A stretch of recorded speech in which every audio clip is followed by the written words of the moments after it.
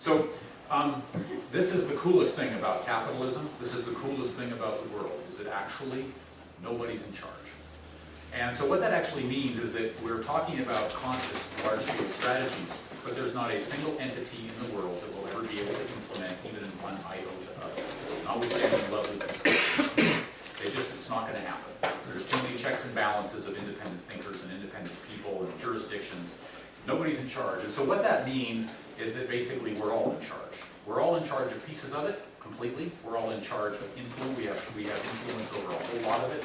And collectively the question is, then what do we do if essentially it's all a great big mess? So this becomes kind of the question.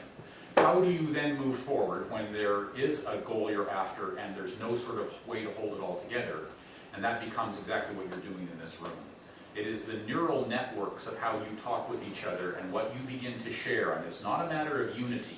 Unity is the motto of the most significant dictatorships and tyrannies have used the concept of unity at their core. Unity is not what it's about. It's about harmony. It's about choreography.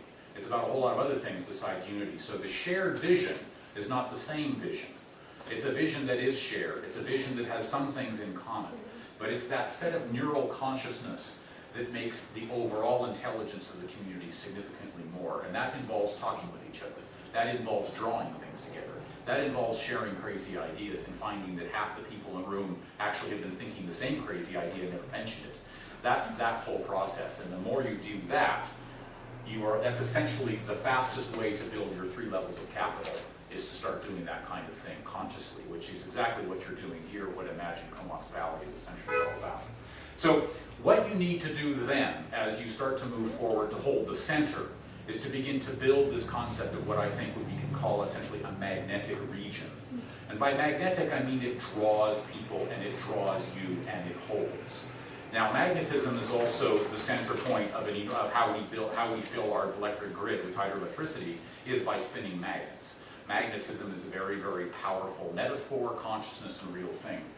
When we create places that people want to come, that they want to stay, that they care about, steward, and want to invest, you get way more than any government or business could ever possibly give you, because you get soul, you get vision, you get care, you get volunteerism, you get all kinds of things that are actually what we know as community. And so the question then is, how do we begin to build a magnetic region? And I'm going to suggest that it's actually through eccentricity. That the essence of magnetism is difference. And that any community that tries to be whatever its other community is not magnetic. At least not in any way that lasts most of the time. The love is gone. We just go there because we can get the Tim Hortons, or we can shop at 3 anchor stores in one mall. We will go back, but it's not magnetic. It's because that's where we'll only find a pair of jeans that fits us. We're not going to go to live there, to love there, to be there, to invest in there, to do all of that. We go there for functional reasons only. And it's through the creative and expressive story, which is where what is magnetic about you begins to come forth. And that's what begins to hold the capital, hold the neural networks, which builds the capital. So the coolest thing about the structural, functional, gritty reality of resilience is that at its heart is a pumping heart. That at its heart is a creative idea, a crazy idea. I love my favorite phrase from Douglas Copeland's book Generation X is, shopping is not a substitute for creativity. And this little picture up here in the corner of a creative existence just stuck with me as I was looking at some of these other things.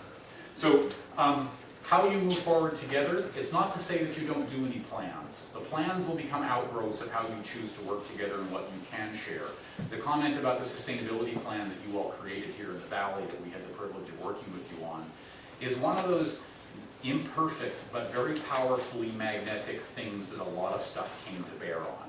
And it will never be perfect, but what it was the beginning of a shared map forward over the next 40 years to create what you all agreed you wanted to create. Interestingly, with more discipline than any other plan like that in the entire country. So whether or not it wins or loses, some of it will work, some of it won't, some of it will last, some of it will be changed. But that dynamic becomes key. However, exactly as Andrew started, it's going nowhere without leaders. I'm not sure many of you read Seth Godin's recent book, Tribes. Very simple discussion and unpacking of the entire social movement in North America now, in fact the world, is you need a leader, You need some people who like what the leader says, but nothing happens until they're connected. And that's essentially what you're going to have here, back to the neural networks, is even implementing the good plans you have now, they will go nowhere unless you are connected and people step up to be in charge of what they're actually in charge of. So to conclude then, I think that there's a story around where the Comox Valley or any community goes with respect to its resilience and its ability to withstand the future, but not just withstand, actually prosper significantly. And that is essentially to move beyond the fear of the future. I don't really like TELUS's ad, "The future is friendly." I'm not sure it is. But we certainly don't need to fear the future, because in fact we're having more of an impact in creating it than it is having an impact of being out of control. We're not flotsam and jetsam in the river of fate. There is so much that we can move and change. What is going to happen, however, is you're going to need to develop a new relationship to local. And it's not a blind, fuzzy, warm, romantic, la-la, local, this is great, it's all here.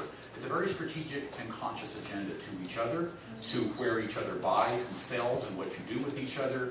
Very strategic an approach on that. And it's very, very powerful to put your foundation down here and hold it and build something exciting. In order to do that, this question of leadership emerges. And it's leadership based on a responsibility to yourself, to the planet, and to each other. And that essentially, I think, we can see as really is a new citizenship. It's not a citizenship bounded by a small area.